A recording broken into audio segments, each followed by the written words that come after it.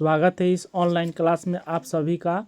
आज हम पढ़ने जा रहे हैं, टॉपिक का नाम है मंगल यानी मार्स ग्रह, जो आपके UPSC, state PCS, BPSC, UPPCS, MPPSC, JPSC, RPSC, SPSC, SSC, CGL, railway, banking, दरोगा, डिफेंस, एनडीए, सीडीएस, पुलिस जैसे आदि सभी एग्जामों के लिए बहुत ही महत्वपूर्ण है।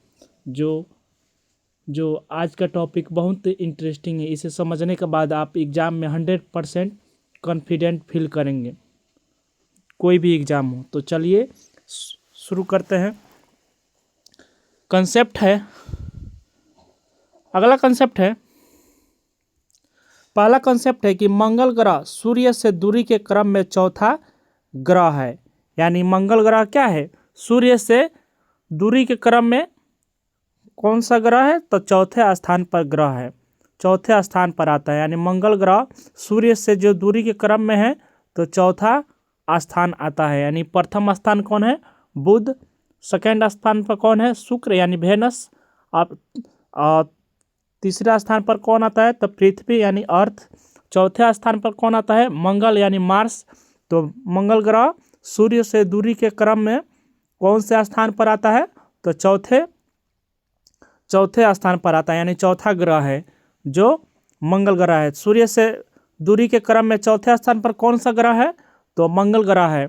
तो प्रथम कौन स्थान पर है? बुध है दूरी के क्रम में। दूसरे स्थान पर कौन है? शुक्र है। तीसरे स्थान पर पृथ्वी है। चौथे स्थान पर मंगल ग्रह है। तो उम्मीद करते हैं कि आप सभी समझ गए होंगे। तो अगला कंसेप्ट देखते हैं। अगला कंसेप्ट है कि मंगल ग्रह मार्स, जिसे लाल ग्रह यानी रेड प्लेनेट भी कहा जाता है। ये मंगल ग्रह को क्या कहा जाता है? तो लाल ग्रह भी कहा जाता है, लाल ग्रह भी कहा जाता है, रेड प्लेनेट भी कहा जाता है। किसके कारण रेड प्लेनेट लाल ग्रह होता है? तो यहाँ पे अधिक फेरिक ऑक्साइड या आयरन ऑक्साइड की उपस्थिति होती है, जिसे लाल ग्रह कहा जाता है। यानी मंगल ग्रह पर क्या अधिक पाया जाता है? तो फेरिक ऑक्साइड या आयरन ऑक्साइड के उपस्थिति के कारण मंगल ग्रह को लाल ग्रह कहा जाता है। तो किस ग्रह को लाल ग्रह कहा जाता है? तो मंगल ग्रह को लाल ग्रह कहा जाता है, यानी मार्स कहा जाता है। मार्स को कहा जाता है लाल, यानी रेड प्लेनेट को मंगल यानी मार्स ग्रह कहा जाता है। किसके कारण होता है? तो फेरिक ऑक्साइड के या आयरन ऑक्साइड के उपस्थिति के कारण लाल ग्रह हो जाता है, तो जिसे हम मंगल ग्रह कहते हैं। किस ग्रह को लाल ग्रह कहते हैं? तो मंगल ग्रह को लाल ग्रह कहते हैं। और लाल ग्रह किसके कारण होता है? तो फेरिक ऑक्साइड या आयरन ऑक्साइड की उपस्थिति के कारण मंगल ग्रह पर लाल की तरह दिखता है, जिसे हम लाल ग्रह कहते हैं। तो कॉन्सेप्ट नंबर 2 आप उम्मीद करते हैं कि समझ गए होंगे। तो आइए अगला कंसेप्ट देखते हैं। अगला कंसेप्ट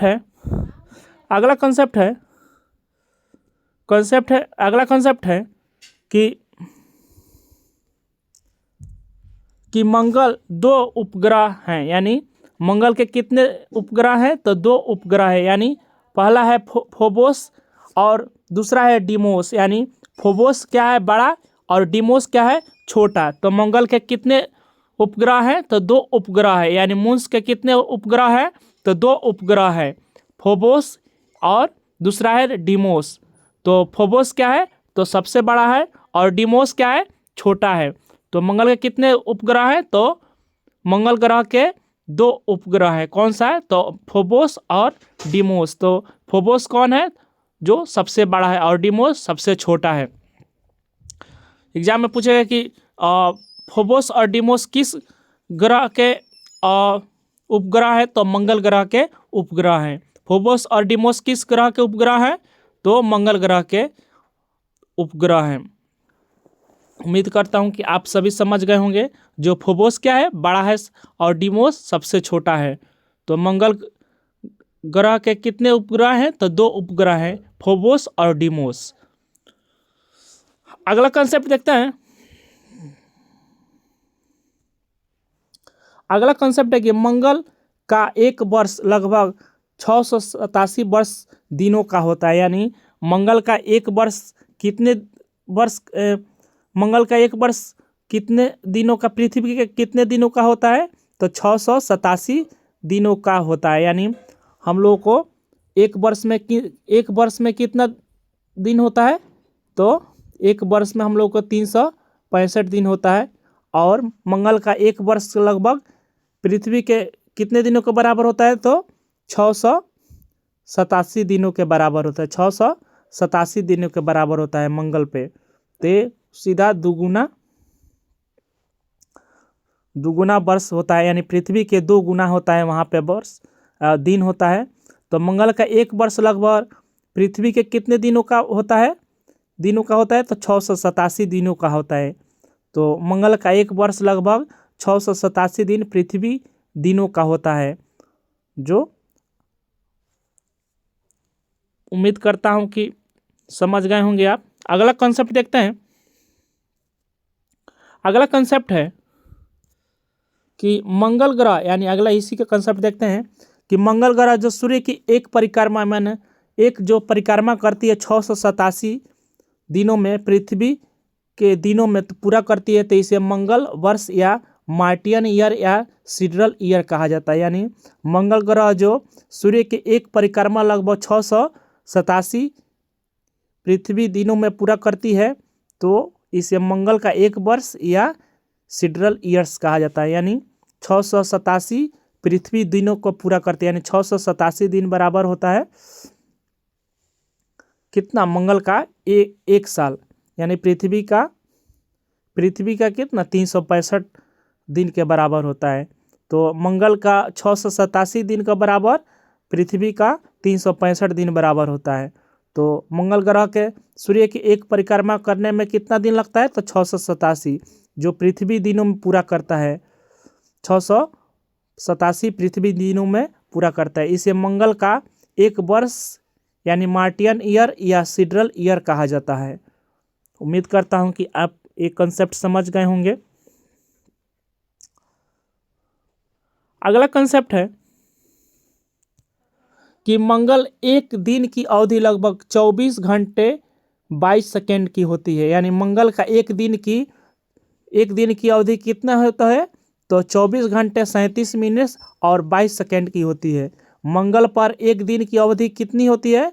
तो 24 घंटे 37 मिनट और 22 सेकेंड की होती है। यानी मंगल पर एक दिन की अवधि कितने बराबर होती है? तो 24 घंटे 37 मिनट 22 सेकेंड की होती है। तो 24 घंटे और 37 मिनट 22 सेकेंड किसके दिन के बराबर होती है? तो मंगल के एक दिन के बराबर होती है। अगला कंसेप्ट देखते हैं।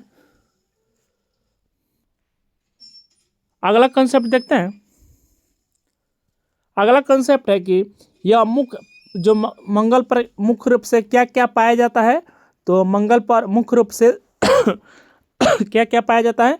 तो कार्बन डाइऑक्साइड यानी 95% पाया जाता है, नाइट्रोजन 2.8% पाया जाता है, आर्गन 2% पाया जाता है, जिसमें ये सभी बना होता है। इसमें जल वाष्प भी रहता है, ऑक्सीजन भी रहता है, कार्बन मोनोऑक्साइड भी होता है, हाइड्रोजन भी होता है, उत्कृष्ट गैस भी होती है। उत्कृष्ट गैसों का टेस्ट अस्टर भी इसमें शामिल है। यानी जो मंगल ग्रह पर मुख्य रूप से क्या क्या पाई जाती है? तो कार्बन डाइऑक्साइड सबसे अधिक मात्रा में पाई जाती है 95%, और नाइट्रोजन 2.8% और आर्गन 2% से बना है, जिसमें से क्या है? जल वाष्प भी, ऑक्सीजन भी, कार्बन मोनोऑक्साइड भी, हाइड्रोजन भी और उत्कृष्ट गैस का टेस्ट स्तर भी इसमें शामिल है। तो आइए देखते हैं मंगल ग्रह पर कोई भी अस्थाई झीलें नहीं है, ना ही नदियां है, ना समुद्र है। यहाँ पर कोई भी चीज़, ना मंगल ग्रह पर कोई अस्थाई झील भी है, ना ही कोई नदी भी है, ना ही कोई समुद्र भी नहीं है। तो मंगल ग्रह पर क्या चीज़ नहीं है? तो झीलें भी नहीं है, अस्थाई झीलें भी नहीं है, नदियाँ भी नहीं है और समुद्र भी नहीं है। तो ये कंसेप्ट क्लियर हुआ। और अगला देखते हैं कि मंगल पर धूल भरी आंधियाँ अक्सर चलती रहती है, यानी मंगल ग्रह पर क्या होता रहता है अक्सर, तो धूल भरी आंधियाँ बहुत ही रफ्तार या तेजी से चलती रहती है। तो मंगल ग्रह पर क्या होता रहता है, तो मंगल पर धूल भरी आंधियाँ अक्सर चलती रहती है, बहुत ही वहाँ पे जब बहुत ही ज़्यादा आंधियाँ अक्सर चलती रहती है। और तीसरा नंबर में देखते हैं, इस कम दबाव के कारण क्या क्या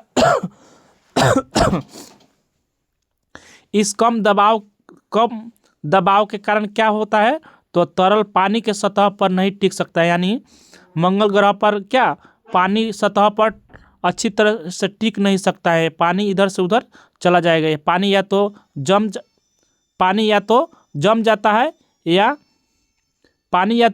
है या बर्फ या सीधे वाष्प में बदल जाता है, यानी पानी क्या हो जाता है, पानी वहाँ पर सतह पर नहीं टिक पाएगा, या तो पानी जम जाएगा या तो सीधे वाष्प या भाप बनकर उड़ जाएगा, यानी बदल जाता है, यानी वाष्प में बदल जाता है सीधे, या भाप बन के उड़ जाता है।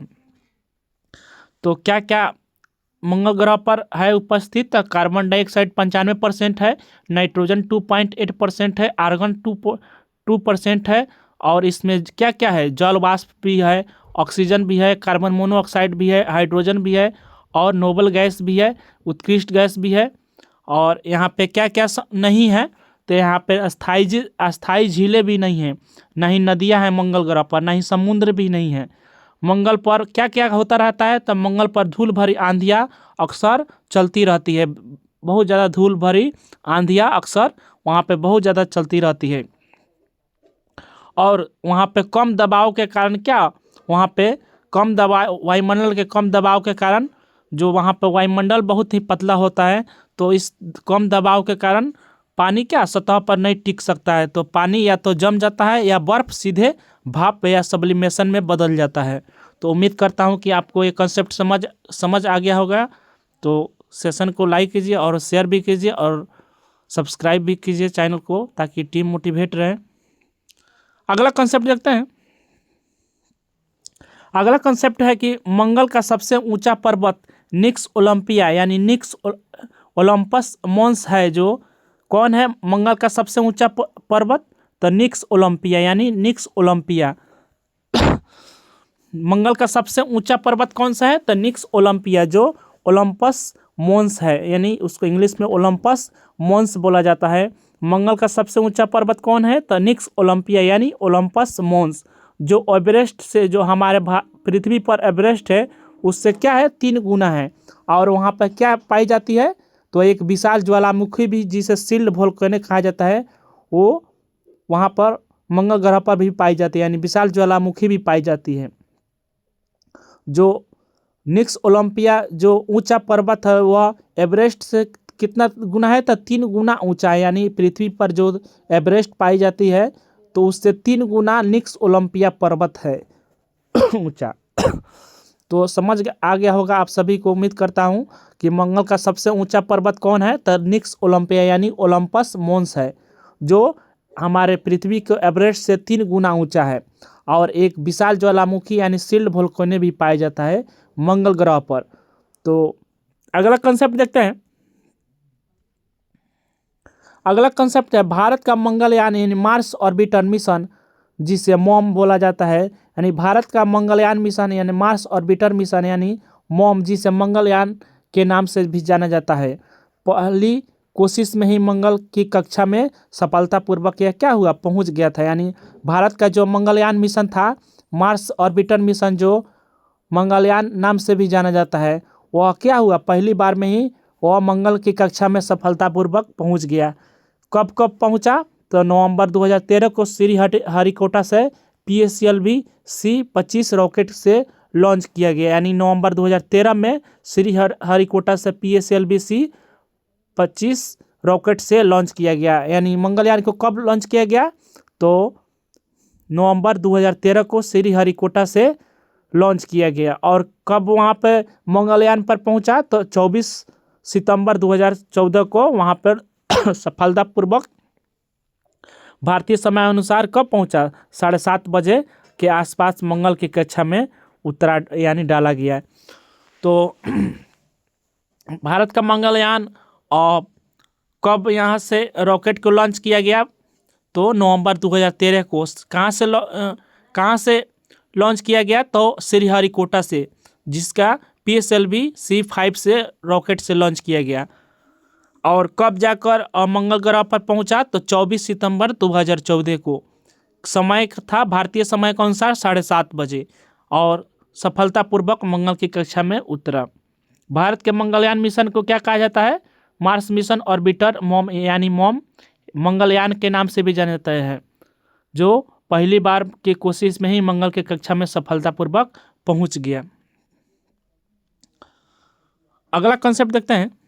उम्मीद करता हूं कि आप कंसेप्ट समझ गए होंगे। अगला कंसेप्ट है कि एशिया का पहला भारत देश बना जिसने मंगल तक पहुंचा, यानी एशिया का पहला भारत देश बना जिसने मंगल तक पहुंचा। एशिया का जो भारत देश बना जिसने मंगल तक पहुंचा है।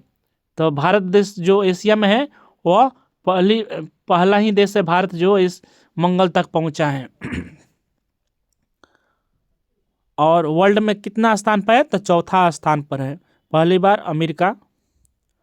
अगला कंसेप्ट है कि अमेरिका, रूस, यूरोप के बाद दुनिया का चौथी स्पेस एजेंसी इसरो ने क्या की? मंगल की कक्षा में अपना यान भेजी। यानी अमेरिका के बाद, रूस के बाद और यूरोप के बाद दुनिया का चौथा देश अपना भारत, इसरो ने क्या किया? मंगल की कक्षा से अपना यान भेजा। यानी भारत का स्थान क्या है? तो चौथे स्थान पर मंगल के कक्षा में अपना स्पेस एजेंसी भेजा है। यानी स्पेस एजेंसी ने भेजा है मंगल पर अपना रॉकेट। तो अगला कंसेप्ट उम्मीद करते हैं कि आप समझ गए होंगे। अगला कंसेप्ट देखते हैं। तो सेशन यहीं पर समाप्त होता है। Thank you. तो मंगल पर जाना है तो पहले लाइक, सब्सक्राइब और शेयर कर लो ताकि रॉकेट रेडी रहेगा। तो मिलते हैं एक नए सेशन के साथ। Thank you. Okay, bye.